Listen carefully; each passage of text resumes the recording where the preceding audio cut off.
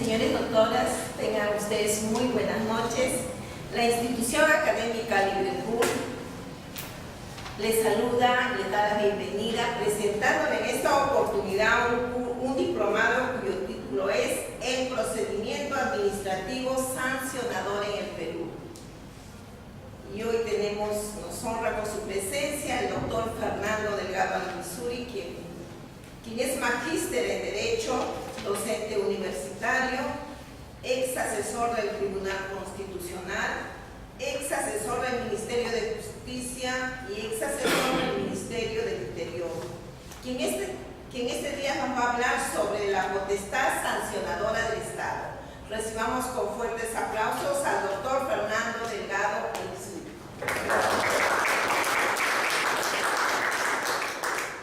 Muy buenas noches con todos.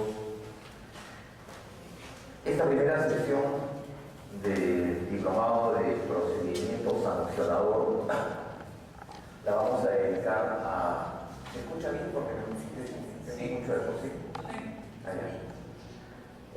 La vamos a dedicar a desarrollar cuál es el marco, en principio constitucional, cuál es el marco conceptual de lo que en primer término vamos a denominar la capacidad sancionadora del Estado y por otro lado la potestad disciplinaria del Estado, cosas que son dos términos totalmente distintos.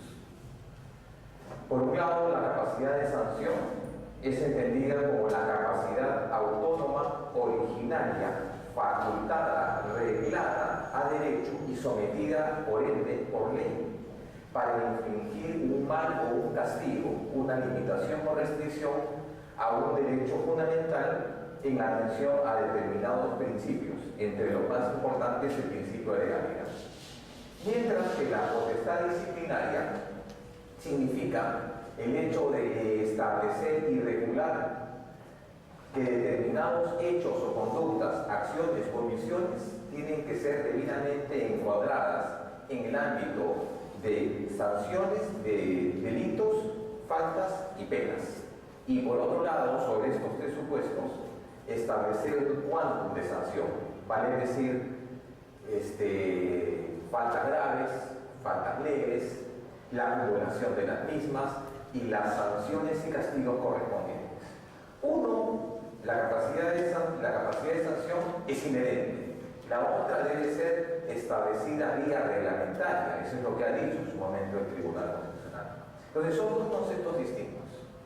Pero como que en la actualidad, y a pesar de que la norma administrativa le dedica un capítulo especial al procedimiento sancionador, únicamente lo hace en el ámbito de su ordenación, ¿de acuerdo? Su ordenación, mas no establece de manera conjunta ni complementaria y amplia cuáles son los elementos de sanción, las características y supuestos. No existe entonces un marco regulatorio general, los cuales nos encontramos básicamente en dos cuerpos normativos. Por un lado, la Constitución Política del Estado y en segundo término, la jurisprudencia del Tribunal Constitucional.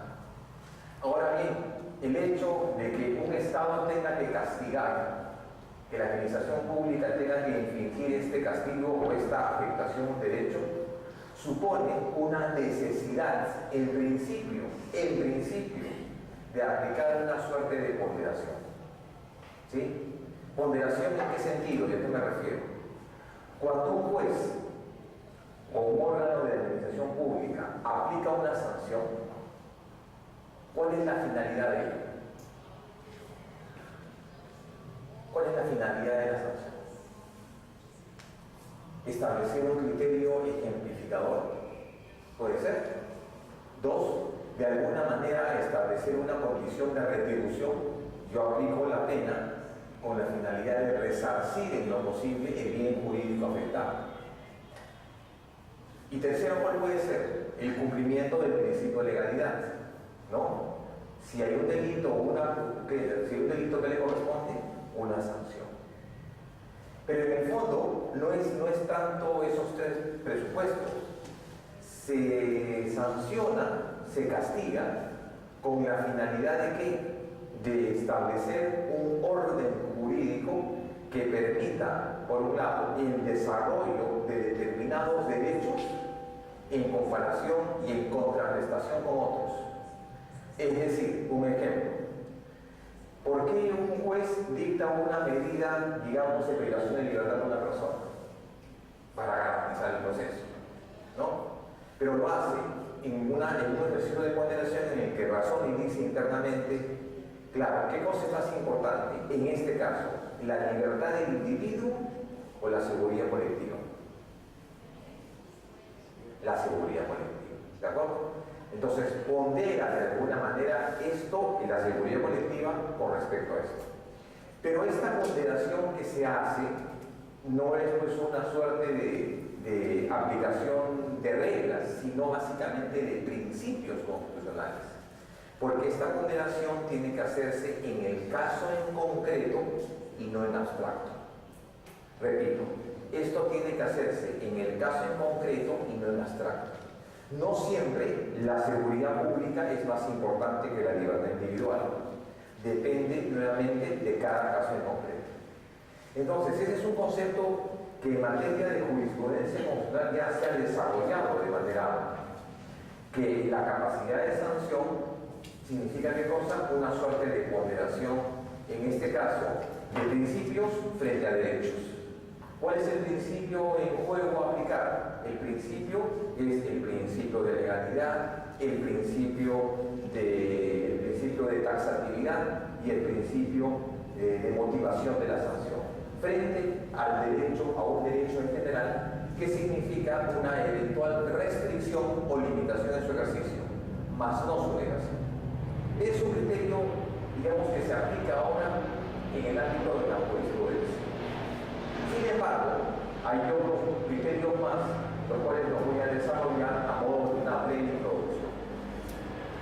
El Estado castiga, ¿de acuerdo? El Estado castiga, pero el Estado debe monopolizar la capacidad de sanción. ¿Sí? Repito, el Estado castiga, el Estado reprime, pero el Estado debe monopolizar la capacidad de sanción. En ese afán de monopolizar esta facultad discrecional y autónoma y totalmente y absolutamente necesaria, es que el Estado solamente puede castigar ¿cuántas veces? Una sola vez. ¿Cómo se llama este presupuesto? Es un derecho fundamental considerado como un derecho no enumerado, que se llama idem bis in idem. Este derecho fundamental enumerado ha traído realmente una serie de problemas y objeciones en el ámbito de la jurisprudencia. Tan es así de que algunos dicen, sí, pues el hecho de aplicar el idem bis in idem, debe estar debidamente reglamentado en la propia materia jurídica. Me refiero, una sanción administrativa debe abordarse en esta sede y si yo este mismo hecho motivador lo invoco en el ámbito penal, estoy incurriendo en el idem bis in idem. Y si esa sanción se hace efectiva en un ámbito ya no penal, sino más bien funcional, entonces estoy cometiendo por segunda vez un idem bis in idem. He traído acá dos posiciones distintas del Tribunal Constitucional con respecto al concepto del idem bis in idem. Un tercer punto que vamos a analizar también con ustedes es el hecho de que el procedimiento o la capacidad de sanción en el Estado, ¿de acuerdo?, no está claramente desarrollado en el texto de las normas procesales. Si ustedes revisan la 27444, como les decía, esta únicamente desarrolla ¿qué cosa? La ordenación. ¿Cuáles son las exigencias de derechos básicas para que este proceso se dé en el marco de determinados principios de legalidad? Del examen y del estudio de distintos procedimientos podemos afirmar que las garantías mínimas en este proceso sancionador es, número 1, el hecho de la motivación; número 2, fundamentación; número 3, legalidad; número 4, el derecho de defensa; y número 5 es previa audiencia del interesado. Esos son los requisitos básicos pero no hay ninguna norma que nos llegue pues a decir estos son los principios generales aplicables a la constitución de la ONU. Por lo tanto, estamos en una área en la cual la jurisprudencia del Tribunal Constitucional ha tratado en los últimos años de suplir estos vacíos normativos y estas, de alguna manera, lagunas legislativas, en base, por un lado, a precedentes vinculantes y por otro lado también a distintas y diversas sentencias. Lo que significa entonces que esto se aplica de manera general a todo tipo de procedimiento. ¿De acuerdo? Se aplica a todo tipo de procedimiento. Entonces, quería decirles además que siempre la capacidad de sanción es un mecanismo de control de naturaleza ex post facto. Repito, la capacidad de sanción siempre es un mecanismo de naturaleza ex post facto. ¿A qué me refiero con esto? Ex post facto, porque toda actuación en el ámbito administrativo que implica una sanción siempre es sometida al control judicial. ¿De acuerdo? Siempre sometida al control judicial. Y digo además que es ex post facto, ¿por qué? Porque la sanción de por sí es autónoma e independiente.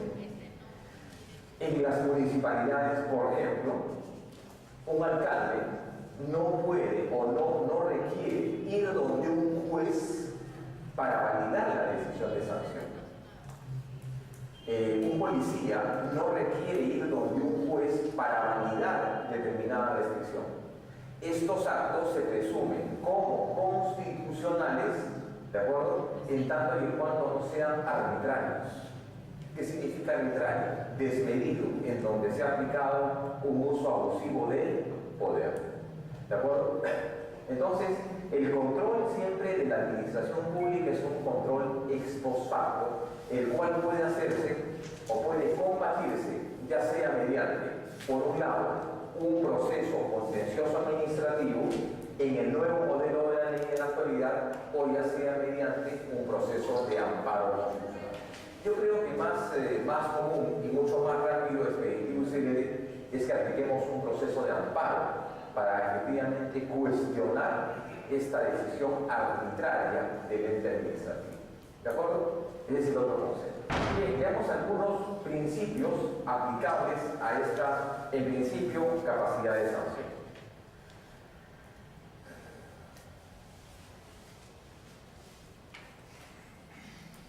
Hay un artículo que es la base de todo el procedimiento de sanción y que lo encontramos como una referencia muy precisa en la Constitución. Es el artículo 44. El artículo 43, 44 y 43. ¿Qué dice el artículo 44? Es deber del Estado la protección de los derechos fundamentales, la seguridad de la población y además también, ¿qué cosa? El bienestar general. Cuando se castiga, cuando se sanciona, ¿qué se afecta? ¿Un derecho fundamental? ¿O se protege, qué cosa? ¿El bien público o el bienestar general? ¿Cuál es el bien supremo protegido? ¿Un derecho fundamental? ¿El bien público o el bienestar general? Se entiende que es el bienestar general. Este bienestar general, ¿qué cosa es? Un conjunto de condiciones que deben ser plenamente satisfechas por el Estado que garanticen un óptimo en el ejercicio de los derechos. Cuando se castiga, lo que se afecta no es un derecho fundamental. ¿Qué cosa es? Es el bienestar general. Artículo 43. Más adelante, el otro artículo, el artículo 44, que es la otra precisión donde encontramos esta disposición, es el que dice lo siguiente, ¿no? No sé si ustedes han escuchado ese artículo de la Constitución que dice: el poder emana del pueblo. Quienes lo ejercen lo hacen con las limitaciones y las responsabilidades que las leyes establecen. Ahí encontramos, señores, el basamento de la capacidad de sanción, en el artículo 44.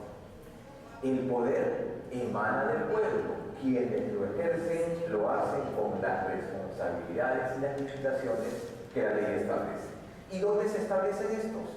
Básicamente en normas de desarrollo constitucional y además también el procedimiento en normas de naturaleza reglamentaria.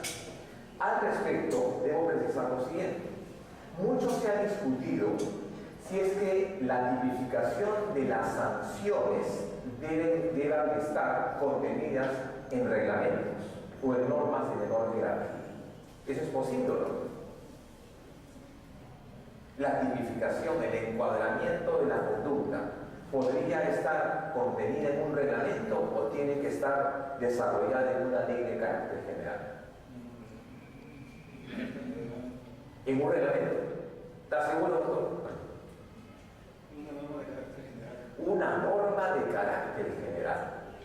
Hay dos casos en especial, porque vamos a citar reiterada jurisprudencia del Tribunal Constitucional. Hay dos casos, por ejemplo, el caso de una cadete de la Policía Nacional del Perú, que en algún momento en su proceso de formación se embaraza y como consecuencia de ello está de baja en el servicio, argumentando que había cometido una falta grave, razón por la cual es automáticamente separada. Hubieron dos casos, consiguientemente en Piura ocurren estos en la escuela de formación. En esa oportunidad el tribunal dijo, claro, en primer término, el hecho de quedar embarazada en un proceso de formación profesional no significa per se una falta. Es una situación totalmente normal, ¿de acuerdo? Una situación de maternidad normal. Claro está que no es la situación ni el contexto en el que debe darse, pero podría ser entendida como una suerte de contravención, más no como una sanción. Y esta conducta, al no estar contenida en una ley de carácter general, ¿de acuerdo?, no es posible ser aplicada. ¿Qué invocaba la policía para estos casos? Que el hecho de quedar embarazada en el servicio estaba contenida en normas de carácter reglamentario. Entonces, el concepto que expresa respecto del TC es que la sanción solamente puede darse por ley, ¿de acuerdo? La tipificación puede darse por ley o por una norma de carácter general. Las condiciones, el hecho de vincular esto con la potestad disciplinaria, eso sí es materia de un reglamento. Es decir, que dos sanciones leves podrían considerarse como una falta grave, por ejemplo, ¿no? O tomando en cuenta además el hecho de la reiterancia en la sanción. Al respecto hay otro criterio también sumamente interesante del Tribunal Constitucional, en el cual determinado municipio en la ciudad de Lima asume una conducta aplica una sanción a un trabajador. Veamos a ver el ejemplo. Es un ejemplo clásico que se da en materia de sanción. Esto ocurre en la municipalidad de Chorrillos, en la que el demandante era trabajador de limpieza pública, es decir, un obrero municipal. En otras palabras, un recogedor municipal de basura. Ese trabajador, en horario de trabajo, es entonces concurre al centro de labores en un estado de ebriedad relativa, lo cual entonces es advertido por su supervisor, y el cual entonces simplemente al advertir ese olor, esta situación de ebriedad, ¿no? ¿Qué cosa hace el jefe, el supervisor? Inmediatamente le aplica la sanción de destitución. ¿De acuerdo? Ese trabajador entonces, y sin haber mediado un examen cuantitativo ni cualitativo del estado de ebriedad, es que interpone una demanda de amparo. Cuando esta demanda de amparo es desestimada en primera y segunda instancia, llega al Tribunal Constitucional y el Tribunal Constitucional dice, perfecto, señor, la sanción, analicemos la sanción está prevista, número uno, en la norma municipal, sí, el acudir al centro de labores en esta vía, sí, pues, pero acá hay que graduar la sanción. ¿Y cómo se gradúa? ¿Qué dijo el tribunal en su momento en esa sentencia?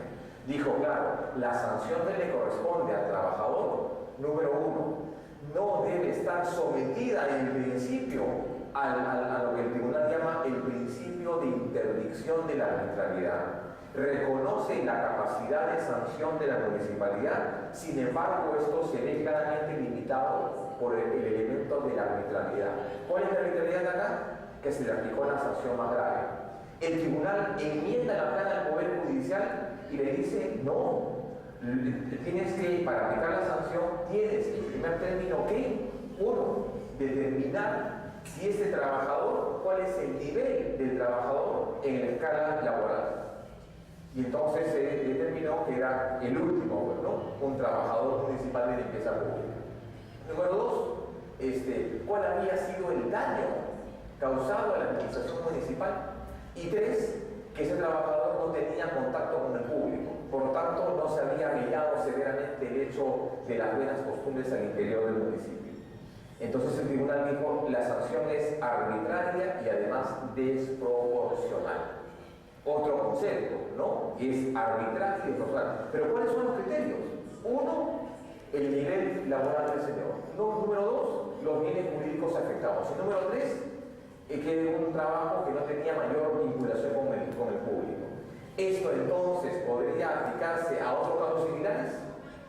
Decir, por ejemplo, ya no es un obrero un obrero municipal, no, podríamos decir, no sé, un vigilante, ¿no?, de una municipalidad.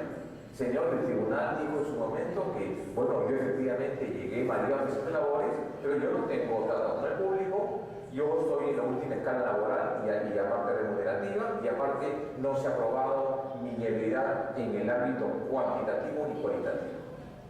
Entonces, eso es un ejemplo que nos permite determinar la graduación de la sanción. Por lo tanto, estos conceptos no son absolutos. ¿Qué cosas son? Todo lo contrario, relativos. ¿De acuerdo? Entonces, ahí vamos a ver también el principio de interdicción de la arbitrariedad. Entonces les decía de que cuando se aplica una sanción, la sanción debe darse vía norma general y no reglamento. ¿Cuáles son las razones que nos llevan a determinar y a desarrollar en una clase como esta, la primera, la inicial, los principios constitucionales que fundamentan la sanción? Eso está acá. Número uno, la necesidad de monopolizar la capacidad del Estado. Les dije hace un rato, el Estado sanciona ¿cuántas veces? Una sola vez. Que puede hacerlo en distintos momentos, ¿de acuerdo? En distintas instancias, claro. Pero ¿quién es? Es el Estado. Y hay algunas situaciones de incoherencia, ¿no? Por ejemplo, veamos un poco casos, digamos, casos interesantes. En materia de la SUNAT, por ejemplo, la SUNAT cuando te castiga, a veces la SUNAT te castiga doblemente. Primero, si tú has incumplido alguna obligación tributaria, ¿no? ¿Qué cosa hace la SUNAT? Te aplica una determinación de ¿qué? De multa, ¿de acuerdo? Pero a la vez te hace un procedimiento de sanción.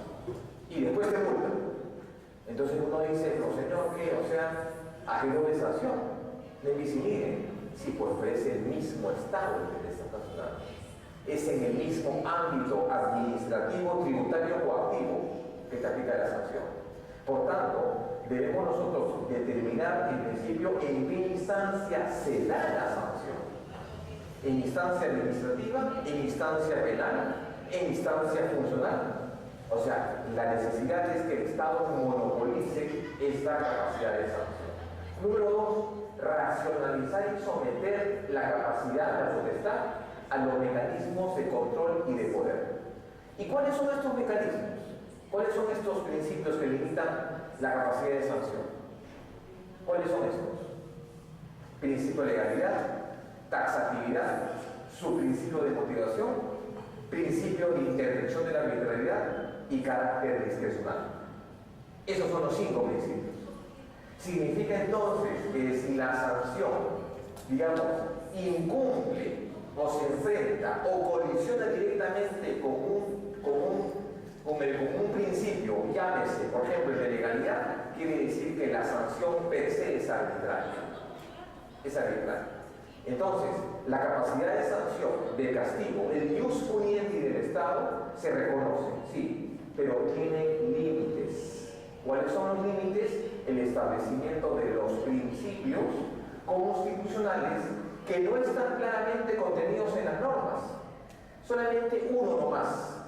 Uno que sí debo reconocer que está contenido en la norma administrativa, que tiene que ver con el principio de proporcionalidad.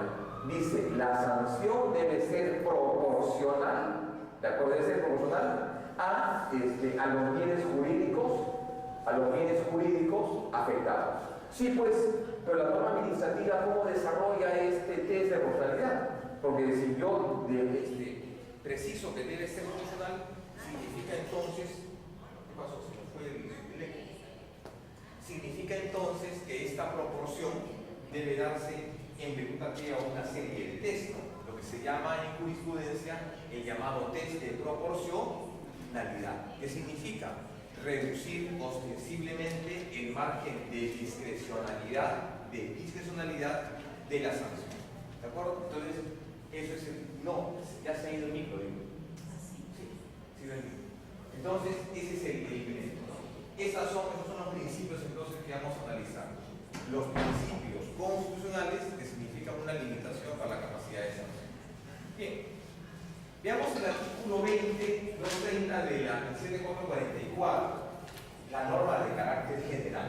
Digo general porque hay distintos procedimientos de sanción los cuales podemos usar. Pero acá encontramos en el artículo 230 establece que la potestad sancionadora del Estado se encuentra regida adicionalmente por 10 principios referidos al aspecto correspondientes a la determinación de las conductas de infracción administrativa y las consecuencias aplicables en el carácter normativo. Claro, no hay una referencia clara y precisa de estos principios, porque no todos los principios de preliminar se refieren a la sanción, solamente dos. ¿Cuáles son estos? El principio de legalidad y el principio de la proporción. Pero no encontramos, por ejemplo, el principio de motivación, el nebis in idem. El nebis in idem se encuentra en el 230 de la ley de la LPGA, allá. Se encuentra en el 230, pero no está claramente desarrollado al interior de la norma administrativa. Entonces, hay efectivamente vacíos en la norma, en la 7444, los cuales, como les dije hace un rato, han sido de alguna manera suplidos por jurisprudencia. Esta potestad de sanción también nos enfrenta con varios dilemas. Uno de ellos es este, ¿no?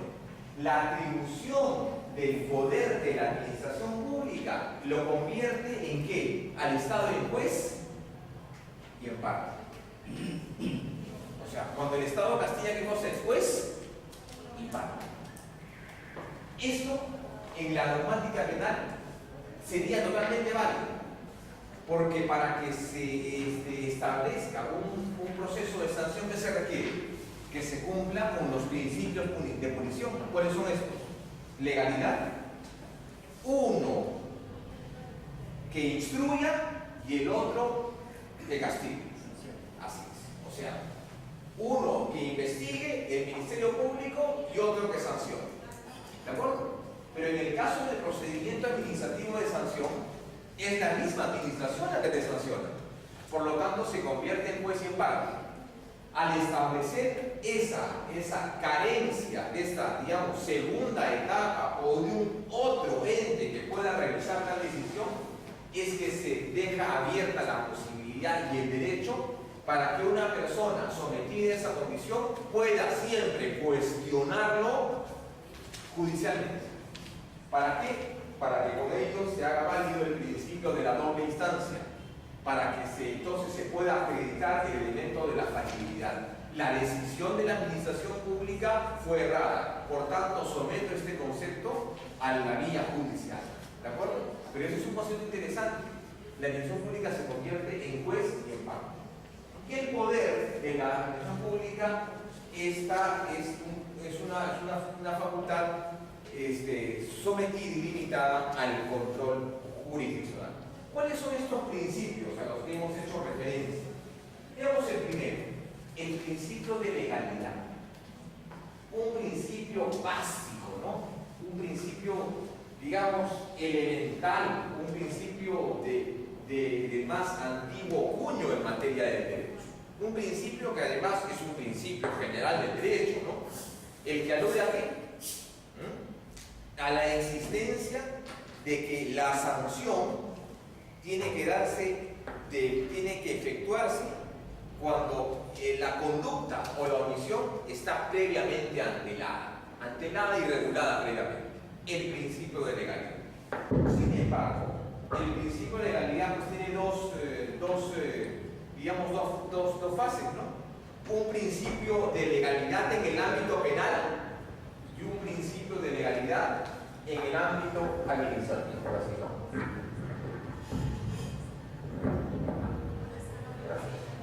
Repito, un principio de legalidad en el ámbito penal y un principio de legalidad en el ámbito administrativo.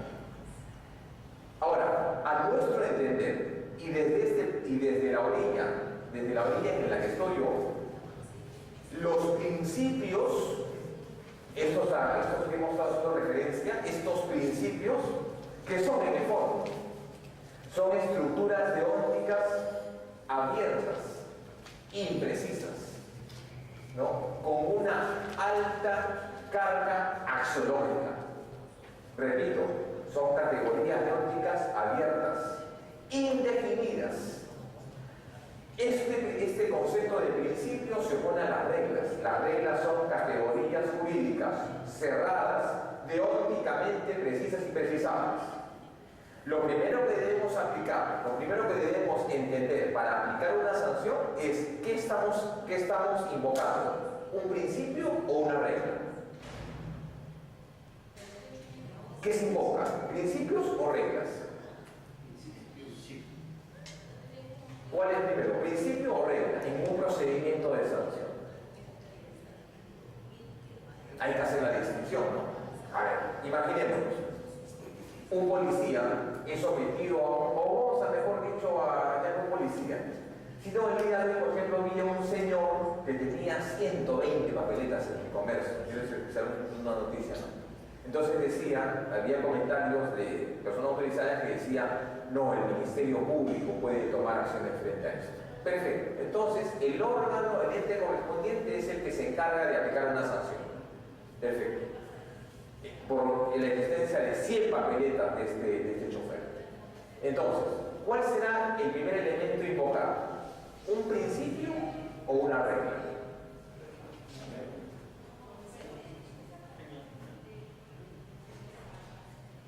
Primero tendríamos que invocar en este caso un principio. ¿Cuál es el criterio normativo expresado como norma, jurídicamente expresado? Es decir, el principio o regla expresado de manera positiva, que se llama norma. ¿Qué norma le aplicamos al señor? A este chofer que tiene 100 papeletas.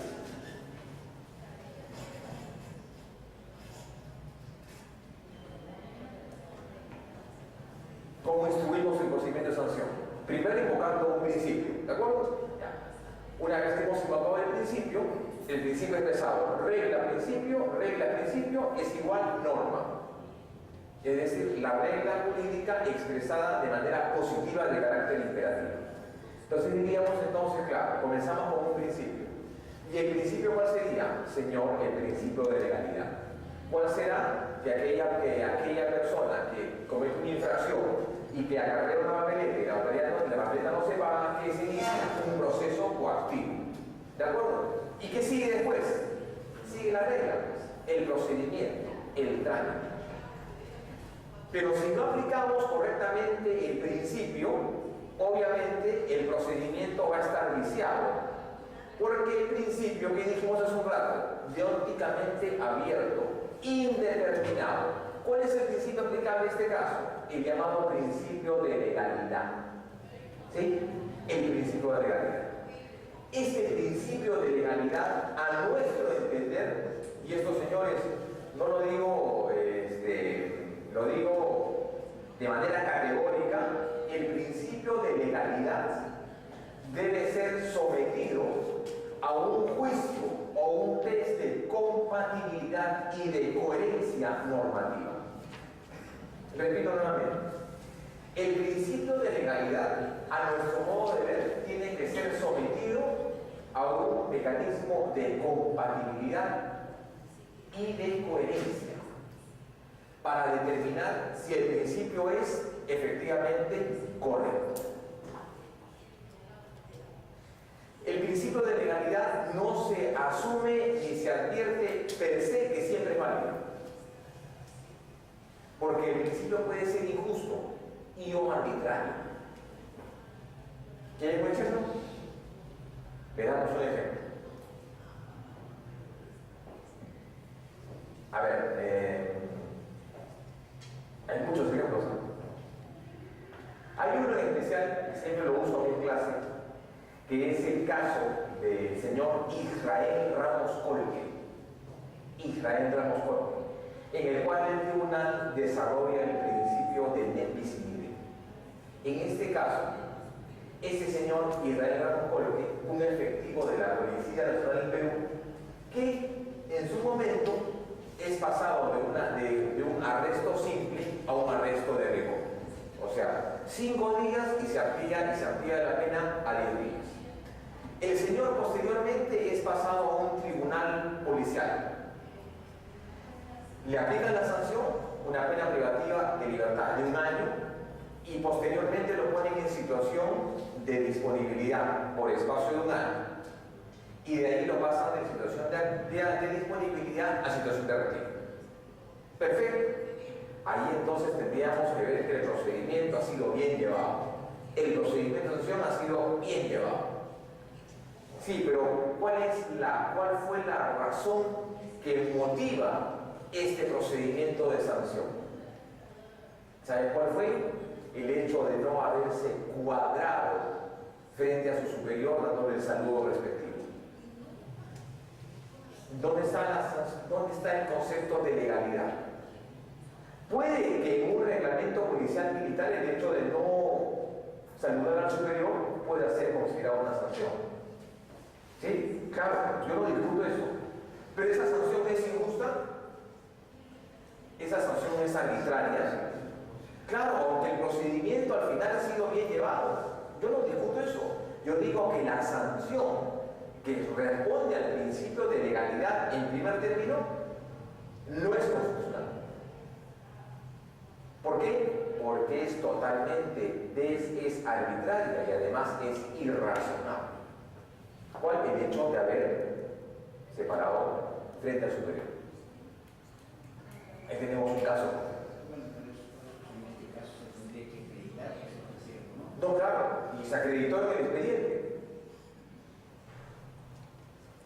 O sea, que va a ir reconocido. ¿Ah? O sea, que va a ir reconocido. Pero a ver, los abogados generalmente no manejamos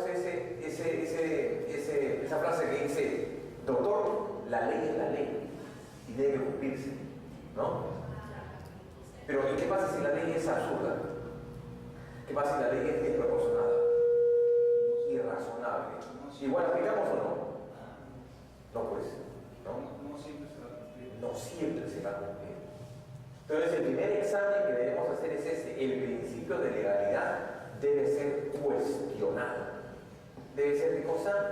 Debe ser cuestionado. Debe ser compatible con la Constitución, compatible con el espíritu de la norma. Si esto no se supera, entonces el procedimiento, por más que haya sido llevado de manera correcta, la sanción, ¿qué cosa es? Injusta. Injusta. Es un caso, el principio de legalidad.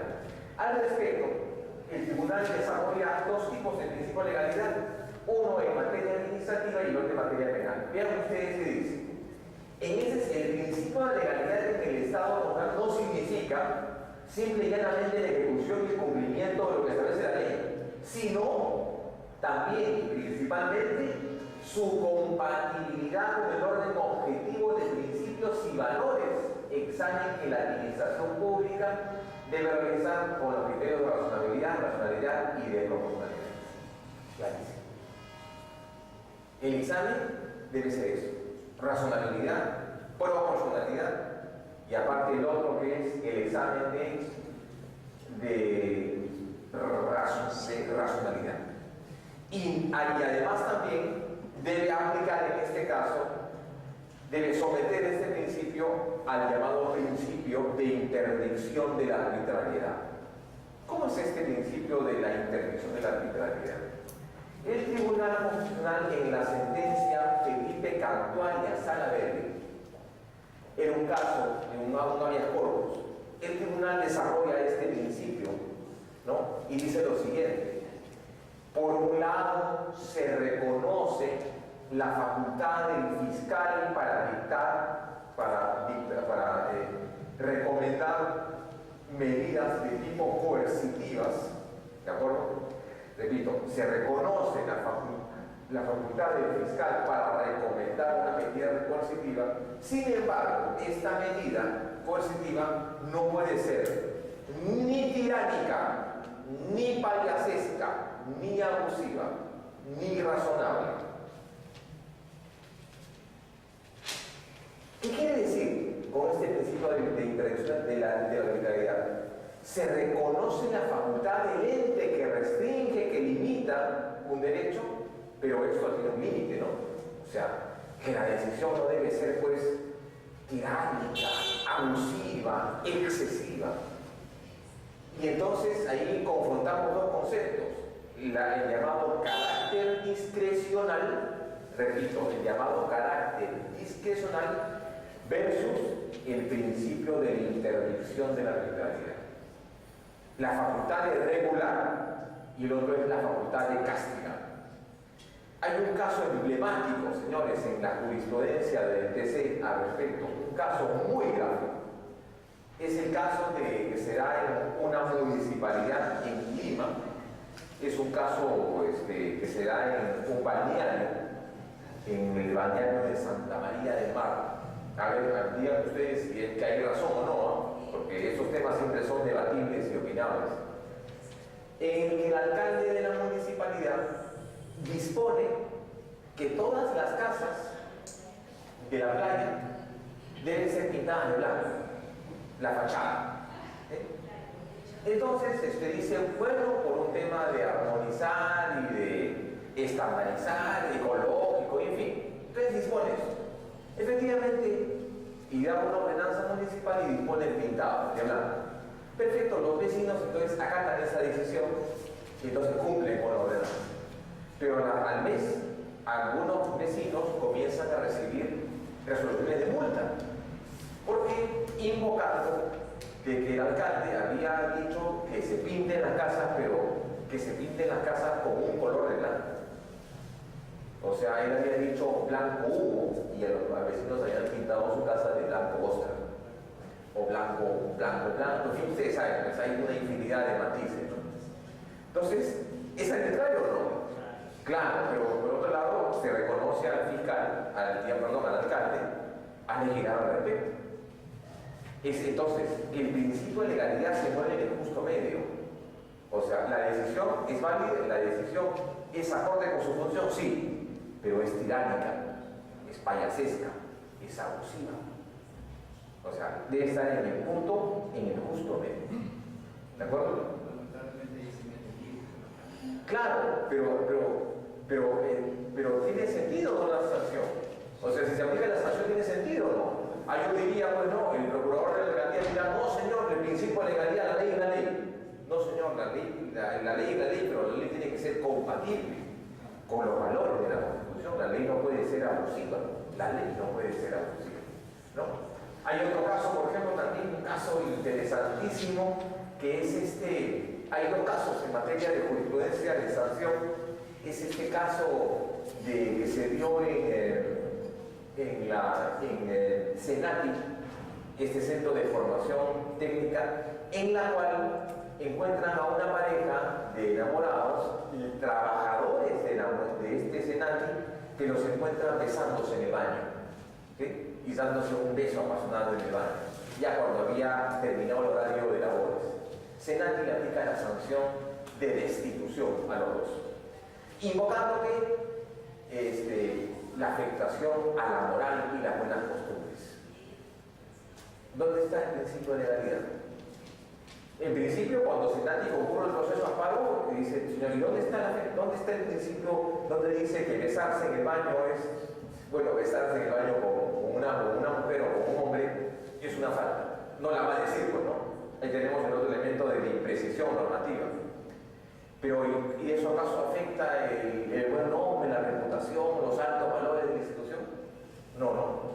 O sea, en virtud de invocar este principio de legalidad se pueden cometer muchas injusticias, ¿no? Muchas injusticias.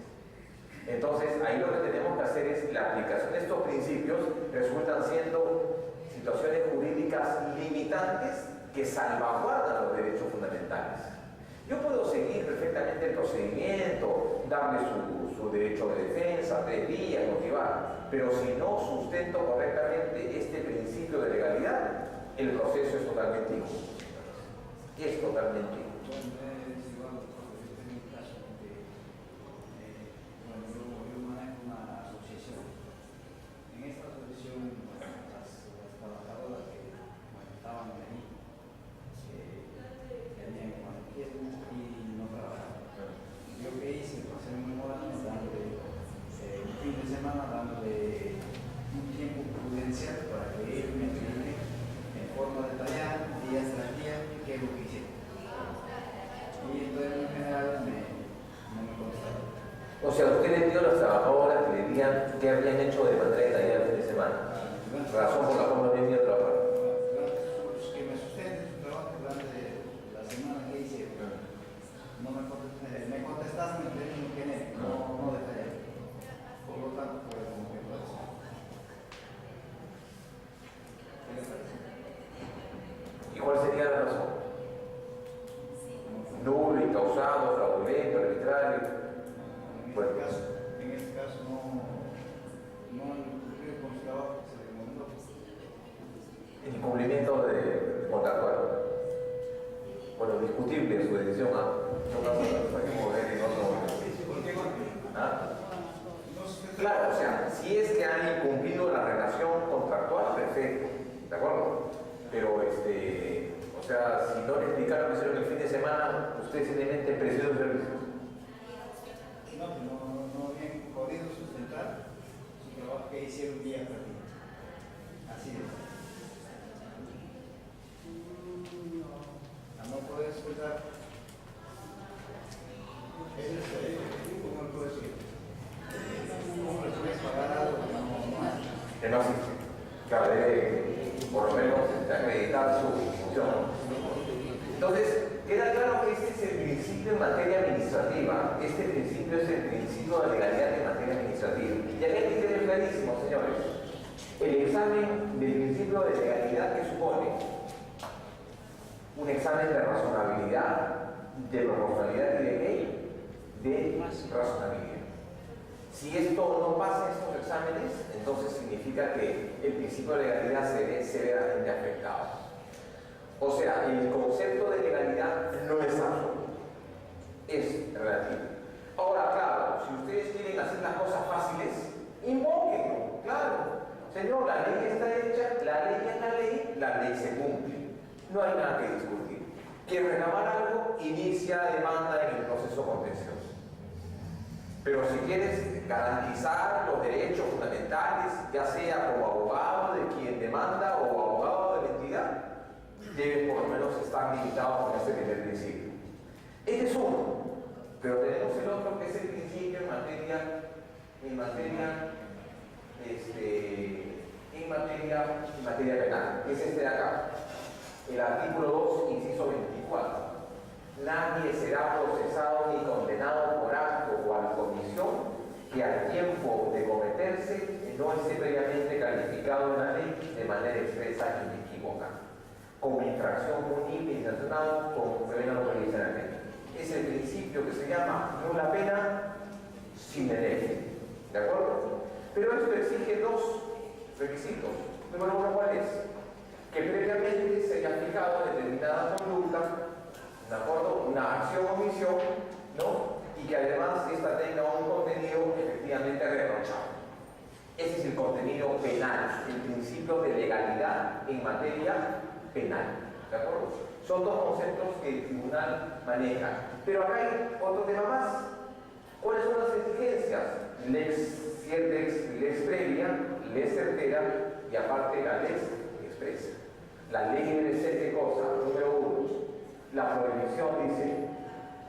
Número uno, la ley certa, evitar cláusulas legales indeterminadas, ¿de acuerdo? La ley previa, la antelación de la norma a la conducta y la ley escrita debe estar contenida en un texto por lo menos tangible. ¿Qué requisitos? Si no tiene ley previa, ley cierta, ley escrita, el principio de legalidad penal, ¿qué cosa se cae? ¿De acuerdo?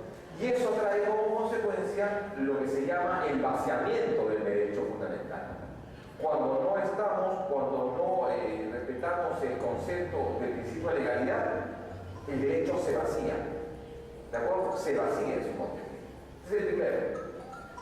Llama el principio de legalidad. Acá hay otro concepto, un criterio de la jurisprudencia, expediente 2758, que dice: el principio de legalidad penal se configura como un principio, pero también como un derecho fundamental. Dice: en tanto que en su dimensión de derecho fundamental garantiza a toda persona sometida a un procedimiento sancionatorio que lo prohibido se encuentre previsto en una norma previa, escrita y escrita. Me he dado el trabajo, señores, de cada criterio que estamos desarrollando, precisar qué cosa, la base jurisprudencial.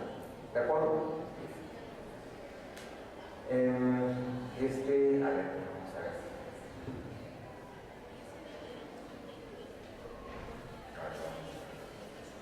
Este que está acá. El otro concepto, ¿no? Acá encontramos también una sentencia, ese criterio que maneja el tribunal, que es la garantía de la motivación. De la motivación. ¿Qué significa este otro principio? La motivación. ¿Qué significa motivar? ¿Motivar es lo mismo que fundamentar? ¿Ah? ¿Motivación y fundamentación es lo mismo? ¿Ah? ¿Es lo mismo, autores, o no? ¿Motivar y fundamentar es lo mismo o no? ¿Cuáles son los elementos de hecho y cuáles son los elementos de derecho? Se habla de motivación aparente, insuficiente, ¿no? El concepto de la motivación significa que los elementos de ¿qué? ¿De derecho o de hecho? De derecho. ¿Y la fundamentación qué cosa es? Las situaciones fácticas que nos permiten el encuadramiento en la motivación.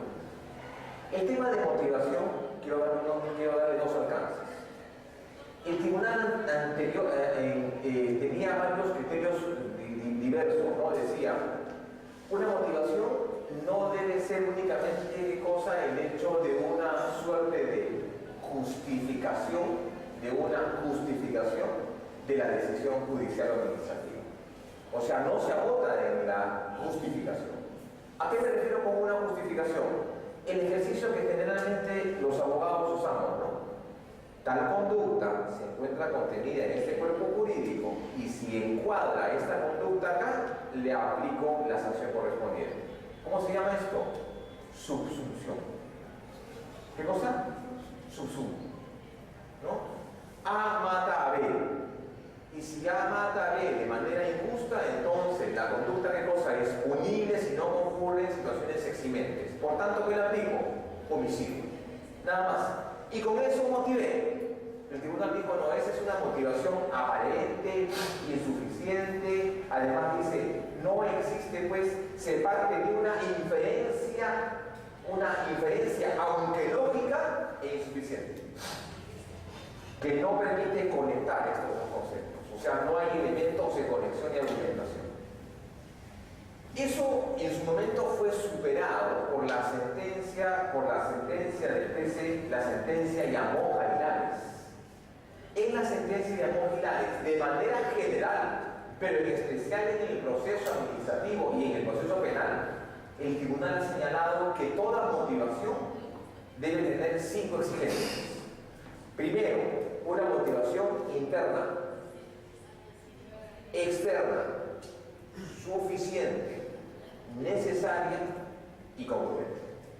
Repito nuevamente, toda motivación debería entonces por lo menos que justificarse en una motivación interna, externa, necesaria, suficiente y congruente.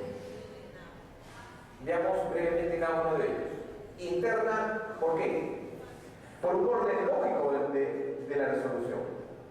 Interna, un orden lógico, es decir, inferencias correctas que nos lleven a concluir una decisión en la misma estructura interna de la decisión.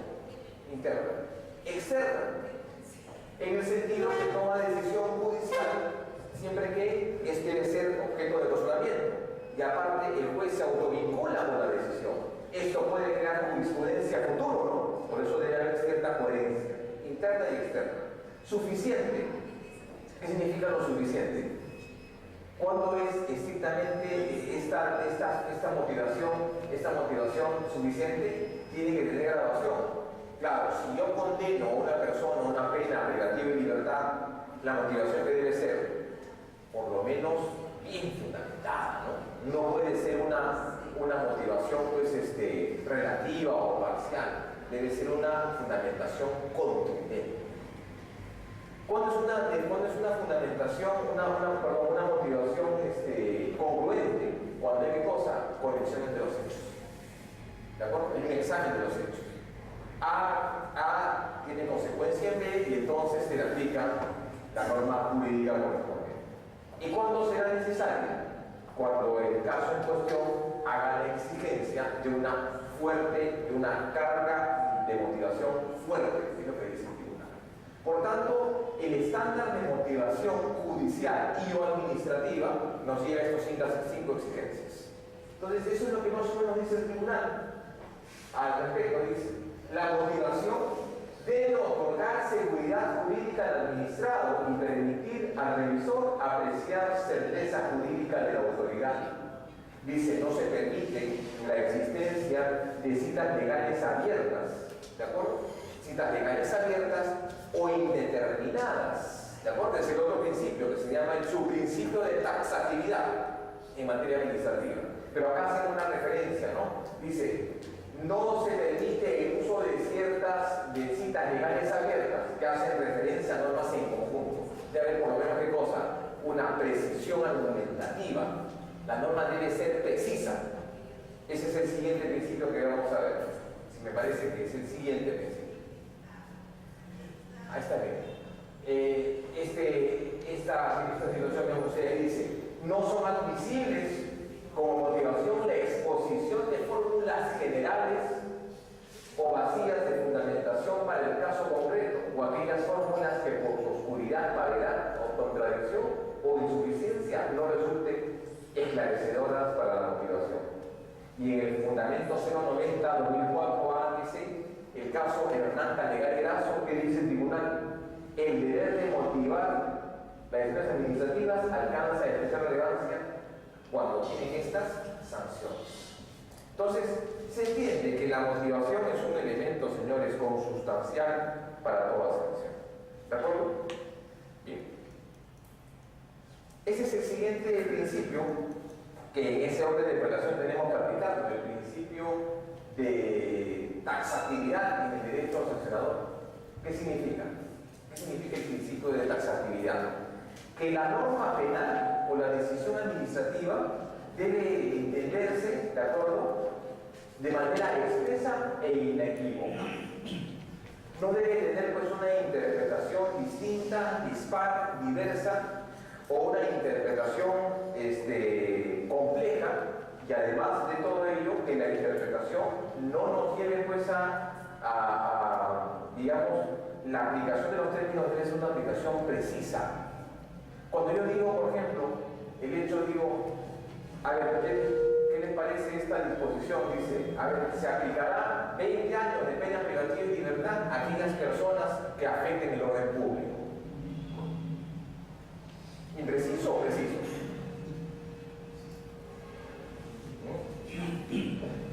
¿Impreciso o preciso? Totalmente impreciso, ¿no? El orden público, yo puedo invocar el orden público con un conjunto de condiciones y garantías mínimas que permiten la coexistencia tanto social como colectiva e individual. O sea, si estamos reclamando orden público 20 años. Eso es lo que me acuerdo era el contenido de las leyes antiterroristas, ¿no?, de Alberto Fujimori. Expediente, si mal no recuerdo, Tineo Silva y 5.000 ciudadanos, expediente 0010-2002 AITC, cuando decía, será objeto de pena privativa de libertad de 35 años aquellas personas que afecten el orden público. ¿Y qué es el orden público? Y también decía que afecten un bien público. Bien público, señores, es cualquier cosa. Una reja en una avenida, un teléfono público, una caseta, eso es un bien público. Debo definir entonces a continuación qué cosa es un bien público, A, B, C, D, E, F. Así preciso. La norma administrativa y penal no puede ser, señores, ni inconexa, ni mucho menos debe estar sometida a un principio claro de precisión, de manera inexpresa e inequívoca. Ese es el expediente que le dije, por si acaso, 0010-2002, el expediente Tineo Silva y 5.000 ciudadanos. ¿De acuerdo? Ese es el siguiente principio. Bien. Este es el otro. Este es el otro criterio.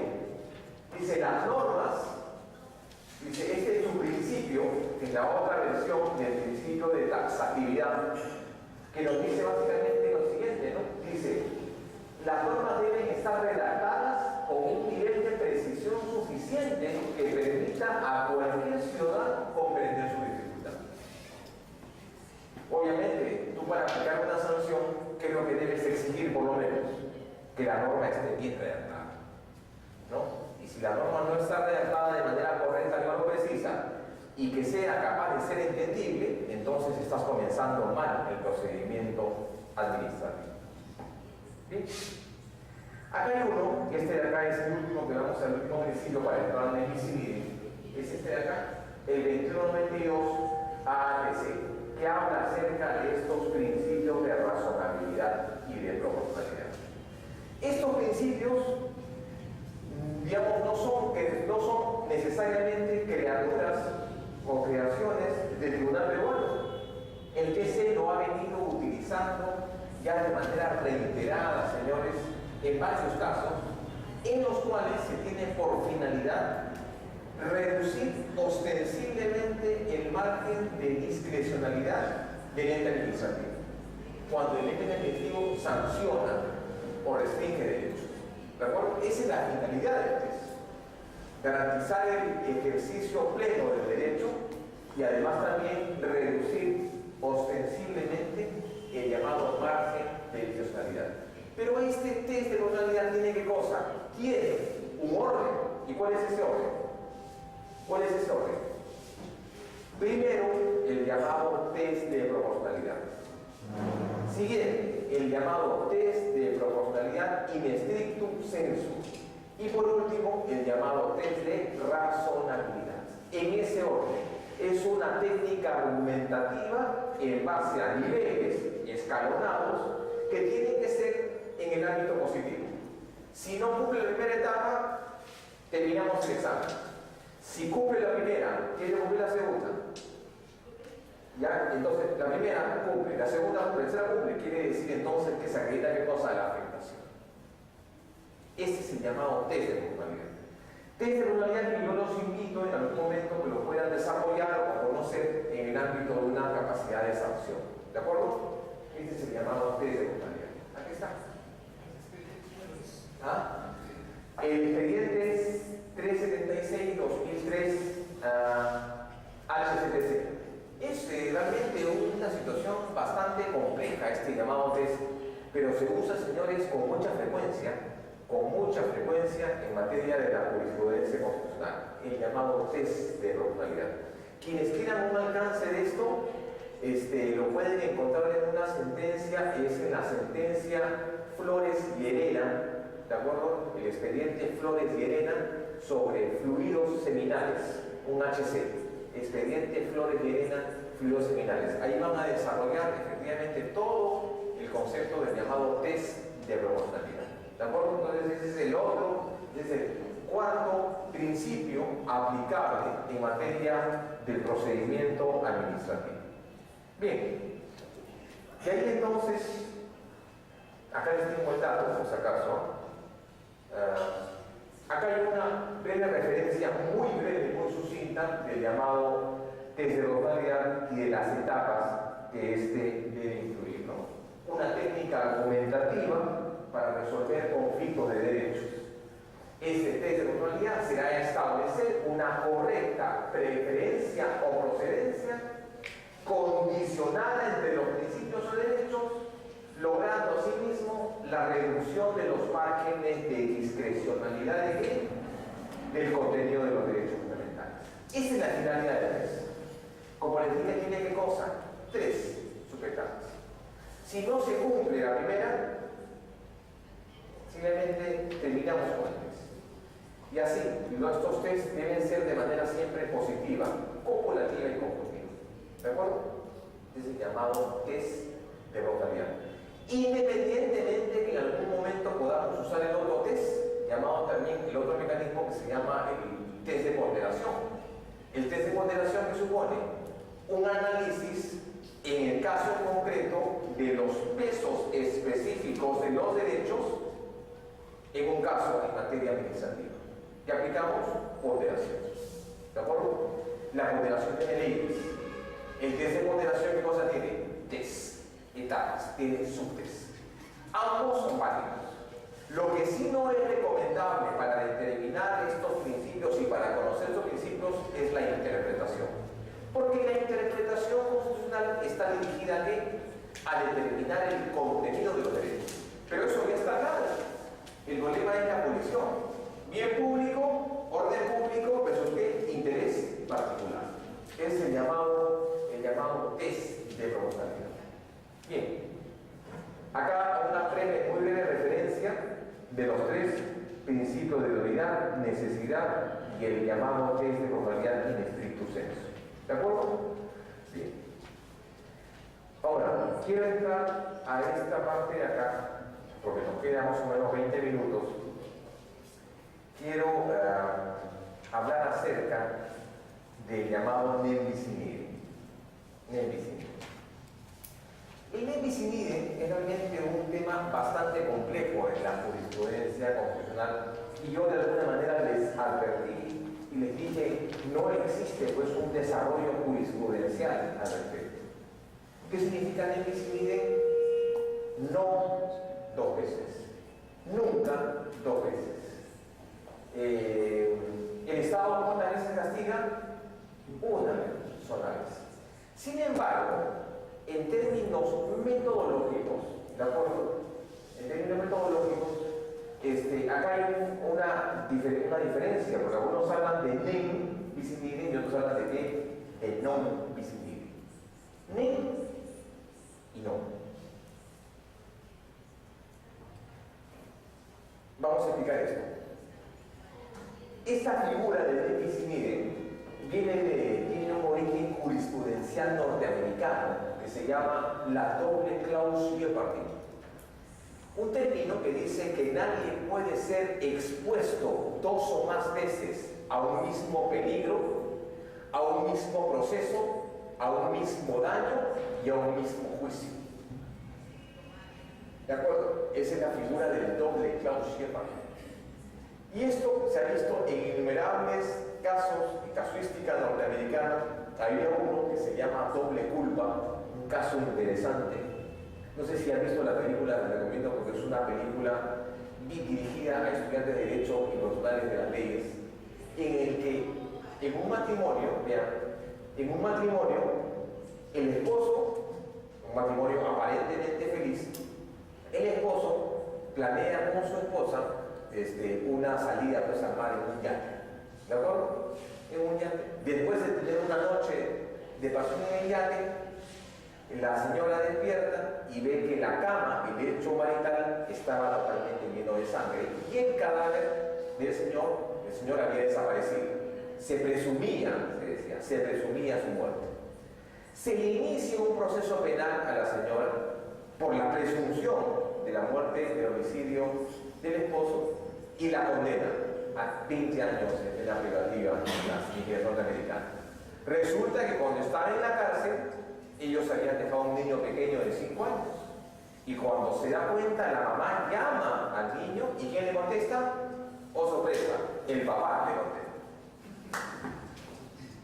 Y entonces resulta que el papá se había ido, que el esposo se había ido con la secretaria. ¿De acuerdo? Habían planeado todo eso. Ella le comenta a una amiga que era abogada en el penal, le dice, yo lo voy a matar a este desgraciado. Entonces la amiga le dice, si tú lo matas, no pasaría absolutamente nada, porque nadie puede castigarte a ti 2 veces por un mismo hecho. ¿Cómo se llama eso? Nem bis Ese es el ne bis in idem. Ahora, este concepto obviamente es un concepto bastante complejo, ¿no? Es un concepto bastante complejo. Les decía esta situación, digamos, terminológica. Algunos dicen nen, otros dicen non. Tiene efectivamente una relevancia de eso, sí, porque el nen hace referencia al contenido penal y el non, o sea, hace referencia a la pena y el non a la sanción. Pena, sanción. Pena, proceso judicial. Sanción, proceso administrativo. Entonces, si hay diferencia. Hay diferencia en el sentido que la pena será como consecuencia de un proceso judicial en el cual tiene carácter de alguna manera definitivo, ¿no es así? En cambio, el proceso administrativo que tiene como característica puede ser sometido al control judicial. Puede ser sometido al control judicial. Entonces, aquí el concepto más acabado y que mejor expresa este contenido es esta de acá, el 230 de la NPGA, que dice lo siguiente: no se podrá imponer sucesiva o simultáneamente una pena o una sanción por el mismo hecho en casos en que se aprecie identidad, sujeto, hecho, fundamento. Elementos importantes, ¿ah? Dice qué cosa: sucesiva, una tras otra, o simultánea. Sucesiva o simultánea. Ahí estaríamos hablando de qué, de ne o de no. ¿De o no? De ambos, pues. De ambos. Una sanción o una pena. Entonces, si vale analizar la diferencia. Este concepto de ne bis in idem, más allá de la NPGA, de la 230 de la NPGA, tiene pues algunos problemas, ¿no? Aquí está ne bis in idem y non bis in idem. Ahora, ahí está: nadie puede ser enjuiciado por los mismos hechos que hayan sido juzgados por resolución firme de un tribunal, y nadie puede ser juzgado doblemente por un delito. Hay diferencia pues entre non y el ne bis in idem. Este término ne bis in idem ya ha recibido por parte del tribunal distintos criterios y desarrollos sumamente interesantes. ¿Por qué razón? Porque algunos noten, como no había un desarrollo claro en la Constitución, únicamente se extraía su contenido de la jurisprudencia, se decía entonces que en este caso era necesario perfilar el contenido y el contorno del ne bis in idem para darle independencia frente a la llamada cosa juzgada. En tal sentido, la cosa juzgada decía no es el ne bis in idem. La cosa juzgada, ¿qué cosa era? La cosa juzgada se diferenciaba del ne bis in idem porque la cosa juzgada no supone una sentencia. El ne bis in idem no requiere sentencia, sanción o pena. Entonces el tribunal comienza a desarrollar esto de acá como un medio de excepción procesal. No es un subsidiario de las demás garantías que protegen la libertad individual, pues no es un principio accesorio, sino que existe antes de él, es un regulador del proceso judicial y del procedimiento administrativo. Yo les diría más bien que en virtud del ne bis in idem se hace efectivo que se pueda controlar la doble eficacia y la doble aplicación de ¿qué cosa? Del castigo o de la pena. Quiero dar algunos ejemplos muy claros en donde sí se podría, aquí está la referencia y la diferencia con la cosa juzgada. Se prohíbe revivir procesos fenecidos por resolución judicial, ¿de acuerdo? Una diferencia que hace la propia jurisprudencia. O sea, ne bis in idem no es cosa juzgada. Cosa juzgada, ¿qué cosa es? Acto definitivo, final, inamovible. Ne bis in idem, ¿qué cosa es? Una situación que supone una doble sanción. Veamos dos casos que nos permitan ahora, porque hay varias situaciones, si cabe el término, varios criterios del tribunal al respecto. Les reitero nuevamente, el concepto puede ser a veces bastante confuso, ¿de acuerdo? Puede ser bastante confuso. Vamos a presentar dos casuísticas que nos permitan aclarar un poco el escenario este. Primer caso. A ver, y quiero ver ustedes que compartan también y opinen conmigo sobre esto. El primer caso era uno de los primeros casos que vio el tribunal en el tema de bis in idem, que eran, esto ocurre en la ciudad de Cajamarca, en la que serenos municipales son encontrados en horario de trabajo libando licor. Estos son advertidos, esta actitud es advertida por el gerente municipal, quien comunica al alcalde, y esto, frente a la presión de la comunidad, al día siguiente se publica en un periódico y el alcalde toma la medida inmediata de una multa a los 5 ceros. No, la población no contenta con ello, comienza a ejercer presión al alcalde y el alcalde, digamos, vencido con la presión popular, decide además de cosas destituirlos. ¿Hay bis in idem o no hay bis in idem? ¿Hay o no hay? ¿En razón a qué?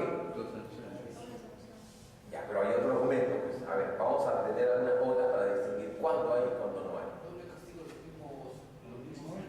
Mismos hechos. Ya, pero hay otro elemento que caracteriza que sí efectivamente hay habido de bis in idem. ¿Cuál es ese criterio? Primero multa y después ¿qué cosa? La sanción. Pero esto se dio en el mismo orden, en el mismo procedimiento. En instancia ¿qué cosa? Administrativa. ¿De acuerdo? Entonces, es un criterio. Efectivamente, ha habido bis in idem porque primero se le aplica la multa y después se le aplica ¿qué cosa? La destitución. Bis in idem. ¿Cuál sería el criterio? Mismo hecho, doble sanción, en el mismo orden municipal. Vamos a complicar un poco más la cosa, ¿de acuerdo? Vamos a citar otro caso del TC en el que distintos profesores cuestionaban una norma, una norma del Ministerio de Educación que a su criterio tenía pues vulnerable el bis in idem. Resulta que el Ministerio de Educación convoca un concurso docente, ¿de acuerdo? Concurso docente para plazas. Perfecto, elabora un reglamento y dice, bueno, el reglamento dice lo siguiente: los profesores que hayan sido condenados por terrorismo, sentencia ejecutoriada, tendrá 10 puntos menos en la evaluación final. ¿Hay bis in idem o no? ¿Por qué razón? Gracias.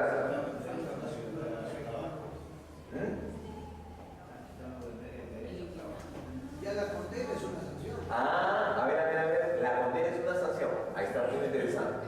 La condena de por sí ya significa ¿qué cosa? Una sanción. Doctora, ¿usted iba a decir algo? Pero no es el mismo procedimiento. Está, pues ahí, por eso es la otra variable. O sea, uno fue ya un proceso penal, ¿de acuerdo? Ya terminado, y el otro ¿qué cosa fue? Un proceso de selección. Pero ahí habría o no, de bis in idem o no. ¿Habría o no habría? Usted tiene razón. Uno es un procedimiento penal ya terminado. Ya se dio la sentencia y demás. Pero es sanción. ¿Es sanción frente a qué? Lo que pasa es que en el segundo caso no se cumple todavía, pues. O sea, el señor dice, pero ¿por qué me van a aplicar 10 puntos menos si yo ya cumplí mi pena? O ya se está cumpliendo. O ya está cumpliendo. Dos supuestos. O lo hago en el momento antes de entrar al examen, posiblemente lo hago después. Si obviamente no llego al puntaje, ¿no? Ahí hay bis in idem. Porque el señor ya pagó, pues. ¿Por qué le van a aplicar dos? Una pena y la otra es una sanción. O sea, pena y más sanción. ¿Sí? Ese es un caso, es otra variable. Veamos otro caso, en el cual también hay una... obvio que no me puedo sentar acá, ¿no? Bueno, entonces, hay otro caso, por ejemplo, en el que, por ejemplo, vean ustedes, era nuevamente, estudiando casos de jurisprudencia. Un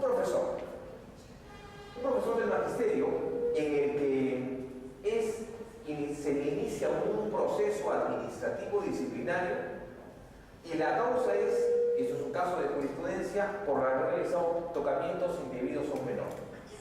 Perfecto. Pasa el procedimiento administrativo disciplinario y entonces la comisión de procesos se encuentra responsabilidad y ordena ¿qué cosa? La destitución. El profesor, no contento con ello, inicia un proceso judicial. El proceso judicial, al final, el Poder Judicial dice, lo absuelve. Lo absuelve. Luego de la absolución, el profesor dice, va al colegio, señor, me han absuelto, esa sanción que usted me ha aplicado ya no tiene sentido. Proceda, por favor, a reincorporarme. ¿Hay homicidio o no? El Poder Judicial no lo puede absolver, anuló la resolución administrativa. A ver, el Poder Judicial dijo, lo absuelve del delito de tocamiento indebido.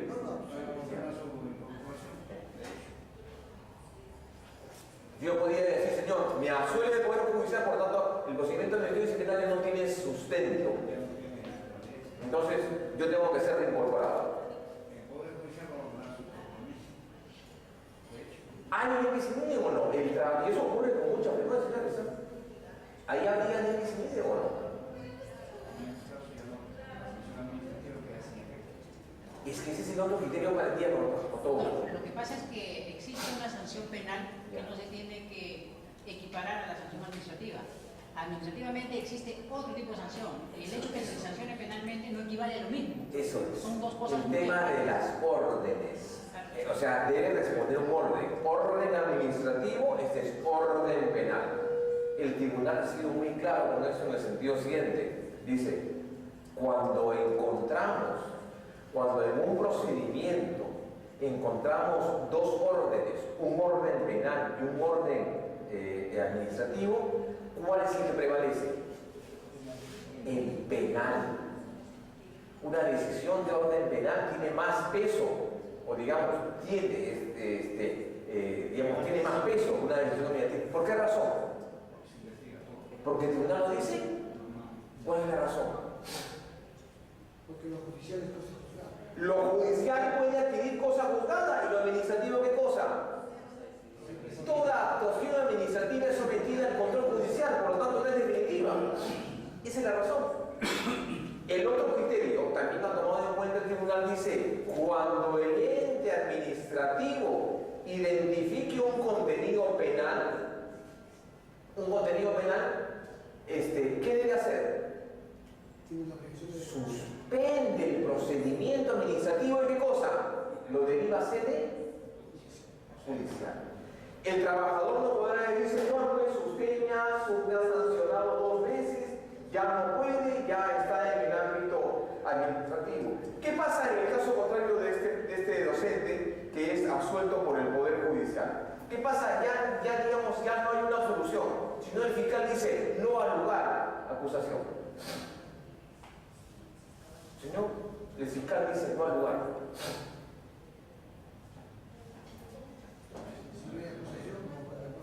No hay proceso, pero este es un proceso penal, pues. El otro es un proceso administrativo. Esa es la segunda regla. ¿De acuerdo? Esa es la segunda regla que debemos poner en cuenta. Ahí la sanción, ¿a qué le corresponde? Penal o administrativo.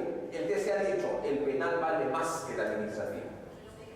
Les dije en un principio que había una serie de variables, ¿no? De variables. Otra variable. Ven.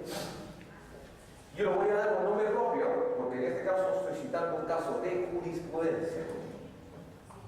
El vocal Silva Vallejo, que en un momento fue sometido a un proceso, que participó en el proceso del presidente Toledo para el reconocimiento de su hija Saray. Él se reunió con una de las partes, involucrando con ello una inconducta. El vocal Silva Vallejo, en principio, es castigado por la obra. Número 1. Su caso después llega al CNM. El CNM, ¿qué cosa hace? Lo destituye. Después, este caso es visto por el Colegio de Abogados de Lima. El Tribunal de Ética le aplica una sanción de una amonestación, según tengo entendido. Y el Tribunal de Honor lo separa, le cancela el título. El señor Vallejo podría decir, señor, tengo una sanción de la OCMA, tengo una destitución del CNM, mi colegio no me separado, total, hay nemicidio. ¿Hay nemicidio o no? Es un caso real, ¿no? ¿Hay nemicidio o no hay nemicidio? Pero igual que habíamos dicho anteriormente, autor, es un orden, ¿no? Son dos órdenes. Un orden, ¿no? Pero ¿qué les dije? Entonces hay una responsabilidad administrativa y una responsabilidad penal y una responsabilidad de cosa funcional. En este caso, si había una responsabilidad de tipo funcional. ¿De acuerdo? Entonces, en ese orden de ideas, el tribunal tiene ya criterio. Acá hay una responsabilidad funcional independientemente de una responsabilidad de tipo penal. En el caso Israel Ramos Colque, ¿qué pasó? El caso del policía que les hice referencia. El señor no fue desviado en ningún momento de la jurisdicción que le correspondía. Fue sancionado por el mismo ente policial. Arresto simple, arresto de rigor, pase de la situación de actividad, disponibilidad. No fue desviado. Algunos dirán, sí señor, pero ha habido reiteradas sin la pena. No, ha sido el mismo orden jurídico. No hay nemicidio. No hay nemicidio. Acá están los dos criterios que el tribunal maneja con respecto al nemicidio. A ver, ¿dónde está? Este es el primer criterio. Por favor, presten atención de esto. Esa nueva regulación adopta en esencia la doctrina del TC sobre el nemicidio. Contempla el derecho material. Nadie podrá ser sancionado más de una vez. Señala como presupuesto la triple identidad.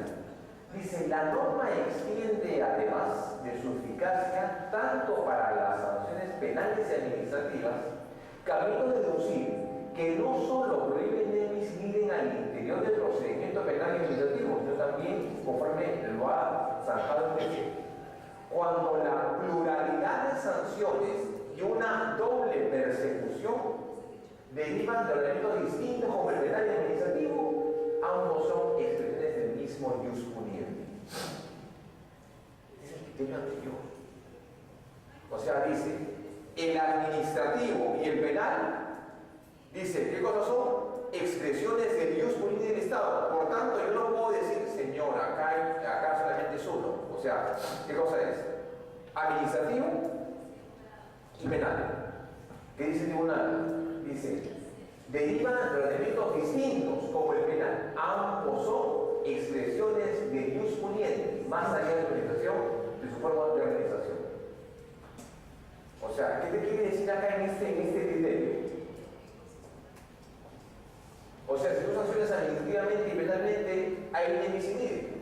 O sea, ¿cuántas palabras? Un funcionario público no puede ser objeto de un proceso penal porque ya fue sometido a un proceso administrativo. No, hay responsabilidades y convocas al procurador. Señor, denuncia. Ministerio Público denuncia. Contraloría denuncia. Eso es un criterio. Ese criterio, vean ustedes la fecha, este es el expediente 2002, 2050-2002 AATC. El otro criterio es este de acá. Actual criterio del TC, esto es en la sentencia 2004, quiere decir 2 años después. Sentencia 3363-2004.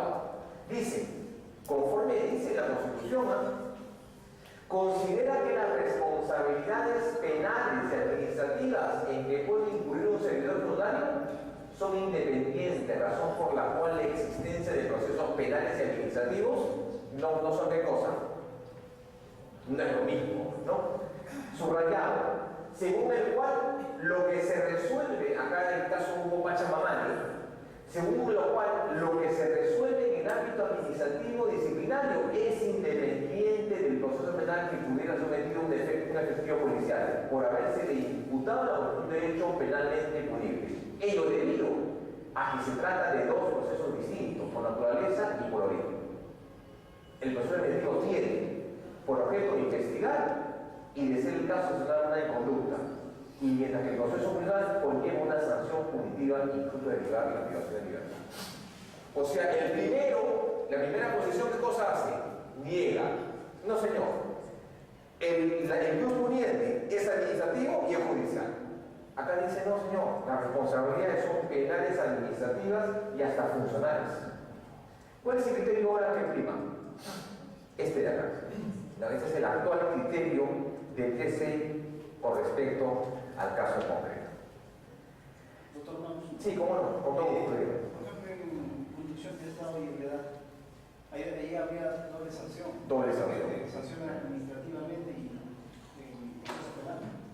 Claro, el caso de la conducción de vehículos en estado de ebriedad, aparte también tiene una serie de situaciones. Un conductor que no tiene licencia, que está mareado, pasa la luz roja, se choca con un peatón, se incrusta en una vivienda y mata a 2 personas. ¿Qué responsabilidad tiene? En la vida no va a poder invocar pues, el nemicide, ¿no? El otro día vi un abogado me dice, doctor, el otro día llego a mi casa y mi esposa ha encontrado en mi automóvil ¿cómo se llama esto? Un vestido de mujer. Ya es segunda vez. ¿Qué tienes que hacer? No, pues no puede decirte nada porque 2 veces por el mismo hecho no se puede denunciar.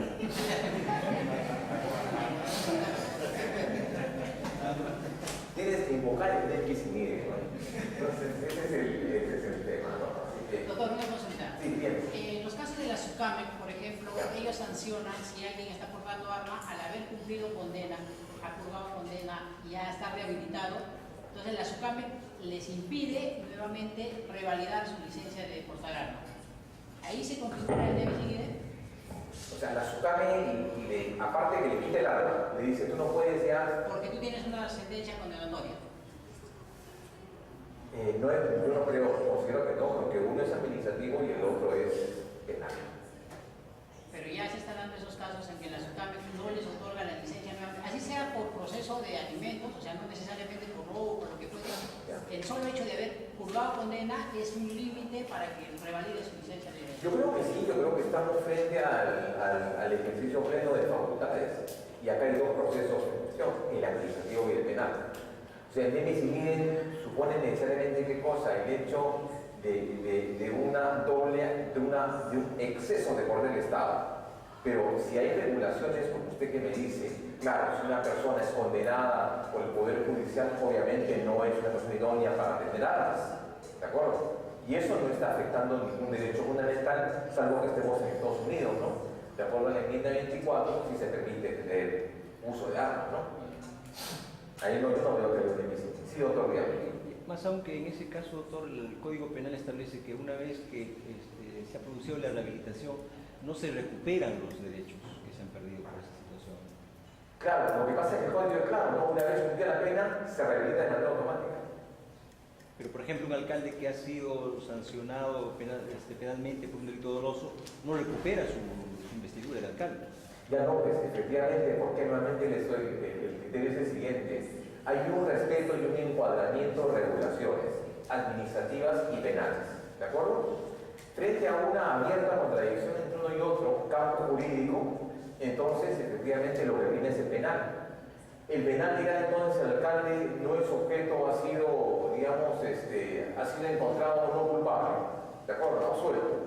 Pero eso no significa que la medida administrativa se deje sin efecto. Salvo que, o como eso, salvo que, si el proceso penal, cosa que ahí lo niego categóricamente, si lo que el administrado ha pedido ha sido la nulidad de este proceso, entonces sí yo podría decir, lo penal incide directamente en lo administrativo.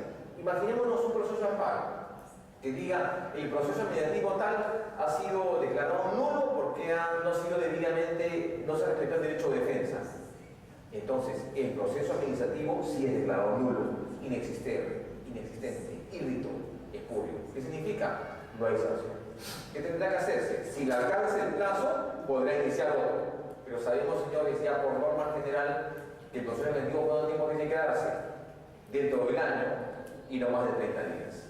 O sea, quiere decir que el amparo sí podría dejar sin efecto esta medida de un proceso administrativo. ¿De acuerdo? Bien. Bien. Señores, para mí ha sido un gusto realmente estar con ustedes esta primera sesión. Yo le agradezco infinitamente a mi buen amigo Jaime Guillén por la gentil invitación. Y siempre coincidimos con Jaime y con los colegas en que el tema, el basamento de la capacidad de sanción es básicamente constitucional. Se pueden manejar reglas, procedimientos, trámites, instancias, pero si ustedes no, digamos, lo encasan con los presupuestos, con tales, el proceso es totalmente injusto y arbitrario. Entonces, el estudio de estos principios del nemis in idem y de esta problemática que siempre está abierta pues, a distintos criterios, ¿no? Como hemos visto en el caso de jurisprudencia, yo creo que nos debe llamar a la reflexión para, digamos, vincularnos un poco más con la temática constitucional y principalmente con la jurisprudencia del Tribunal. Sí, buenas noches. Tenía una consulta.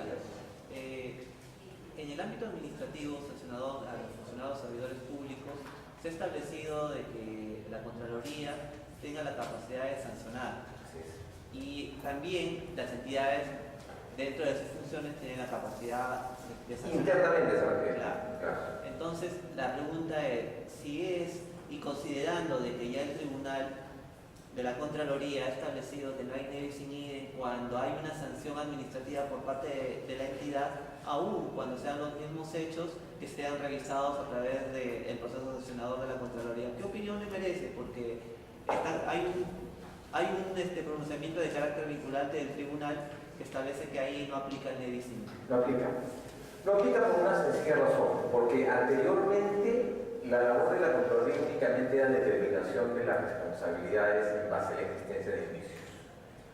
Simplemente informaba acerca de la irregularidad. Pero tomando en cuenta el concepto de esto, que la Contraloría es la cabeza del sistema de control, la determinación de responsabilidades debería tener aparejada también algunas posibilidades de sanción. ¿De sanción de qué tipo? Administrativo, no penal. Entonces, independientemente que en la misma entidad haya una sanción administrativa y que la capacidad y la actuación de la Contraloría determine determinada sanción, yo creo que no hay nevis in idem. ¿Por qué? Porque efectivamente la regulación actual establece la responsabilidad administrativa y funcional de cualquier servidor público. Ahí no hay nevis in idem. Considero que no hay nevis in idem. Sí, bien. Hay nevis in idem cuando, digamos, en el caso del juez que fue a la vez primero sancionado por la OMA y después por el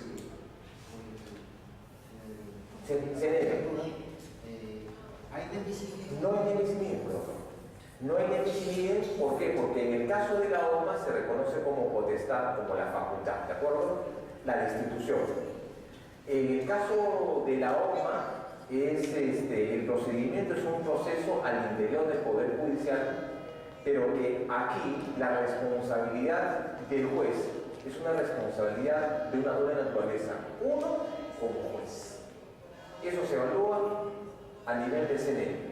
Y el otro es como un funcionario público, como una norma específica en el caso de la carrera judicial. En este caso no hay nevis in idem. En el caso de Silva Vallejo, el tribunal dijo no hay nevis in idem, porque el señor fue juzgado fue sancionado por la OMA, CNM y el colegio profesional. Es decir, una responsabilidad administrativa, una responsabilidad funcional, ¿de acuerdo? Y además una responsabilidad del colegio profesional que dijo pues que lo iba a sancionar por el tema de esta inconducta funcional. Así que no hay nevis in idem. ¿De acuerdo? Señores, Adrián, con todo gusto. Y habría nevis in idem cuando una misma norma penal, perdón, un mismo distintas? No hay ne bis in idem. El ne bis in idem supone limitación o restricción de derechos en el ámbito de sanción o de pena. En la regulación, como le dije, de 230 es bastante, digamos, correcta en el sentido de una persecución sucesiva, o sea, una tras otra, pero también simultánea. Pero esta simultaneidad ha sido resuelta por el criterio nuevo del tribunal. La responsabilidad tiene que darse de cosa en estamentos. Hay un estamento administrativo, un estamento penal, un estamento civil, y es más, hasta funcional.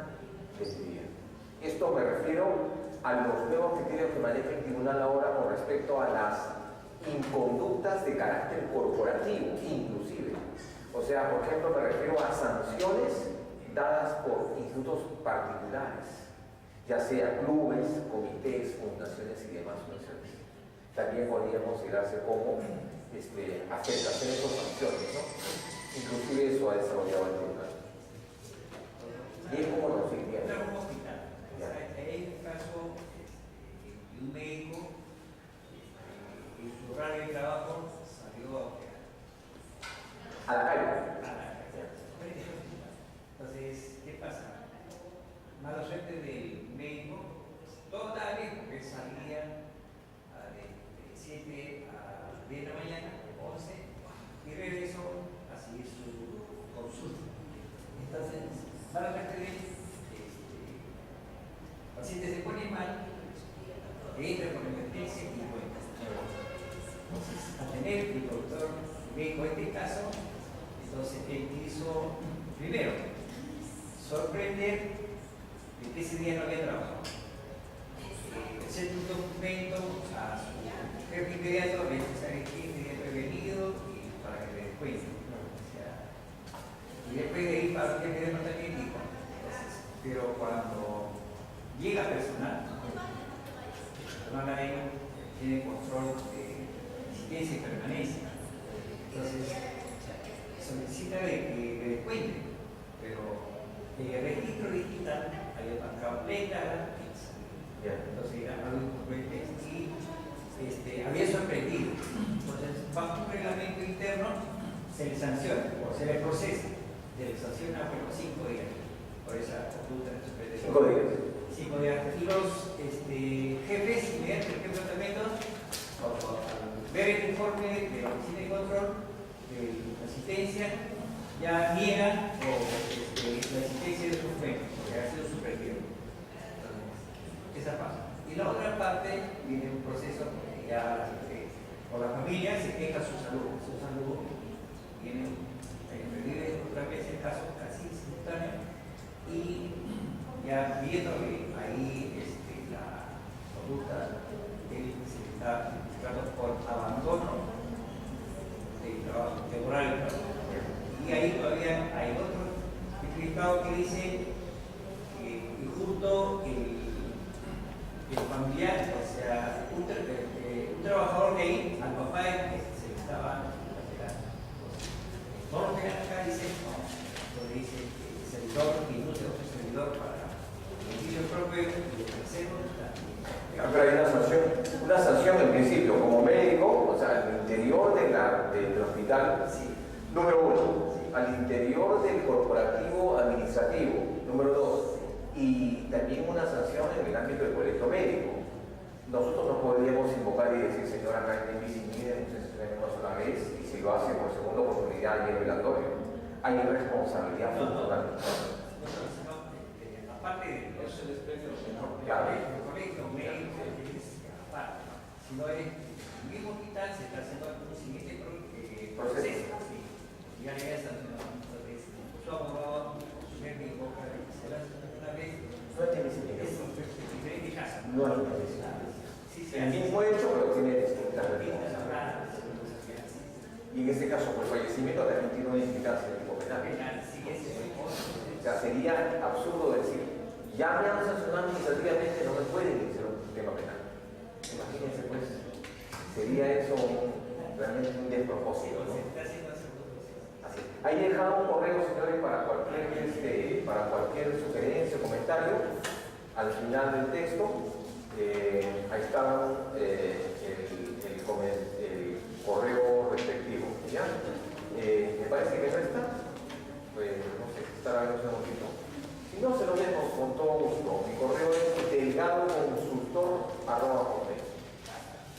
Delgadoconsultor@hotmail. Parece que al final está. Si no, búsquenme en redes sociales y me encuentran. Delgadoconsultor@hotmail. Mi gratitud siempre a mi buen amigo y director de Liverpool, Jaime Guillén. Creo que hemos cumplido, Jaime, con el inicio y el romper los fuegos de esta primera vez que nos vamos a ver la sesión, así que mi agradecimiento al doctor Jaime Guillén y a ustedes, básicamente, por la presencia esta noche. Muchas gracias.